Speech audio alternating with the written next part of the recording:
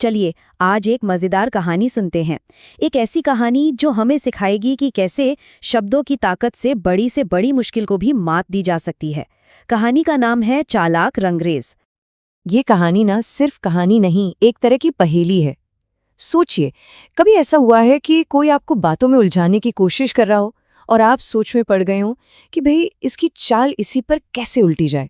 आइए देखते हैं इस कहानी में ऐसा कैसे होता है। तो हमारी कहानी का जो हीरो है उसका नाम है अवंती, एक सीधा साधा रंगरेज जिसकी रंगीन दुनिया में एक बड़ी चुनौती आने वाली थी।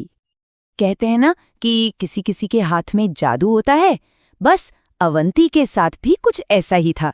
वो जिस भी कपड़े को रंग देता था ना, समझो उसमें जान ही आ जाती थी। देखते ही देखते पूरे गांव में उसकी कला की धूम मच गई और उसकी छोटी सी दुकान पर लोगों की भीड़ लगने लगी। लेकिन जैसा कि हर अच्छी कहानी में होता है, एक विलेन भी तो होता है। अवंती की ये कामयाबी गांव के एक अमीर सेठ की आंखों में चुभने लगी और बस यहीं से हमारी कहानी का असली संघर्ष शुरू होता है। अवंती की जो शोहरत बढ़ रही थी वो उस सेठ को बिल्कुल भी पसंद नहीं आ रही थी। वो मन ही मन उससे जलने लगा और उसने सोच लिया कि अवंती को तो सबक सिखाना ही पड़ेगा। और बस इसी बुरे इरादे के साथ उसने एक कपड़े का टुकड़ा उठाया और सीधा चल पड़ा अवंती की दुकान की तरफ। दिमाग में बस एक ही बात घूम रही थी, कैसे भी करके अवंती को सबके सामने नीचा दिखाया जाए। तो चलिए देखते हैं कि सेठ ने अवंती को फंसाने के लिए क्या तिकड़म लगाई। दुकान में घुसते ही सेठ ने अपनी भारी भरकम आवाज में कहा, अरे अवंती, सुना है बड़े होशियार रंगरेज बन गए हो। ये लो कपड़ा, इसे रंग दो जरा, हम भी तो देखें तुम्हारी तारीफों में कितना दम है। अब पहली नजर में तो ये एक सीधी सादी सी बात लगती है ना? लेकिन सेठ की इस मांग में एक बड़ी चालाकी छिपी थी। वो क्या थी? तो हुआ ये कि जब अवंती ने पूछा कि सेठ जी कपड़ा किस रंग में रंगना है, तो सेठ ने एक एक करके दुनिया के लगभग सारे जाने पहचाने रंगों के नाम ले लिए और सबको मना कर दिया। मतलब वो एक ऐसा रंग चाहता था जो दुनिया में है ही नहीं। सोचिए क्या चाल थी। सेठ तो मनी मन मुस्कुरा रहा था कि चाल कामयाब हो गई, पर उसे क्या पता था कि अब पासा पलटने वाला है। अब बारी अवंती की थी और अवंती ने जो जवाब दिया ना, सेठ की सारी होशियारी बस धरी की धरी रह गई। अवंती एक सेकंड में सेठ की चाल को भाप गया था। उसने बड़े आराम से जवाब दिया, समझ गया सेठ जी, बिल्कुल समझ गया। आपकी पसंद का ही रंग चढ़ेगा इस पर। सेठ को लगा वाह, काम बन गया। वो खुश होकर बोला, ठीक है, तो बताओ इसे लेने किस दिन आऊं। और बस यहीं से अवंती ने अपना खेल शुरू किया, सेठ को उसी की पहेली में उलझाने का।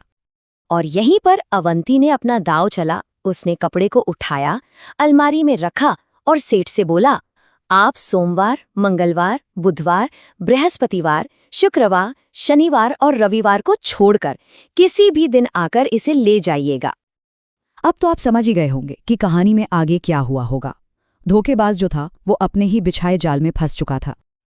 बात यह है कि सेठ को फौरन ये एहसास हो गया कि जैसे कोई असंभव रंग नहीं होता, ठीक वैसे ही हफ्ते के 7 दिनों के अलावा कोई 8वां दिन भी नहीं होता। उसे उसी के तर्क से मात मिल गई थी। उस वक्त सेठ का चेहरा देखने लायक रहा होगा। वो समझ गया था कि यहाँ उसकी दाल नहीं गलने वाली। वो चुपचाप वहां से निकल लिया और फिर दोबारा कभी अवंती की दुकान के आसपास भी नहीं दिखा। आखिर बुद्धि के आगे चालाकी की कहाँ चलती है। तो ये थी अवंती की कहानी। लेकिन क्या ये सिर्फ एक कहानी है या इसके पीछे कोई गहरा मतलब भी छिपा है? चलिए इस पर बात करते हैं। असल में ये मज़ेदार कहानी बच्चों की एक हिंदी किताब से ली गई है और इसका मकसद सिर्फ मनोरंजन करना नहीं है, बल्कि ये सिखाना है कि कैसे सही शब्दों और दिमाग का इस्तेमाल करके किसी भी मुश्किल से मुश्किल पहेली को भी सुलझाया जा सकता है, बिल्कुल अवंती की तरह। और तो और किताब में कहानी के बाद कई मज़ेदार अभ्यास भी दिए गए हैं, जैसे मुहावरों का मतलब समझना, वाक्यों में छिपे हुए नाम ढूंढना। ये सब क्या है? ये सब भाषा के साथ खेलने और सोचने समझने की शक्ति को बढ़ाने के तरीके हैं, ठीक वैसे ही जैसे अवंती ने अपनी बुद्धि का इस्तेमाल किया। तो अगली बार जब कोई कहानी पढ़ें या सुने तो ये जरूर सोचिएगा कि एक कहानी सिर्फ एक कहानी से बढ़कर कब बन जाती है। शायद तब जब वो हमें ये सिखा दे कि हमारी सबसे बड़ी ताकत हमारे शब्द और हमारी बुद्धि ही हैं।